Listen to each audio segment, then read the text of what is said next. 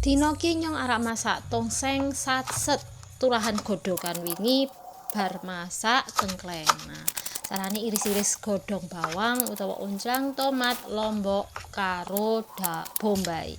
Nah, iki cemplungke godhogane wingi sik wis dibomboni karo bumbu serbaguna. Tambahi banyu, tambahi lobis, cemplungake bombay, tambahi uyah, tambahi gula pasir. Nah, iki kei santan. Aku nggo santan bubuk ben satset wae.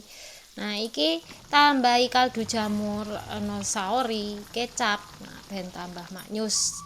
Iris-irisane cemplungke kaya tomat, lombok lan onclang. Udek-udek tes rasane. Jos, sip, sajekake taburi brambang goreng. Rasane manyus, Indolita yo sehat wong santene aku sithik. Nek arek santene sing kenthel oleh-oleh wae sesuai selera.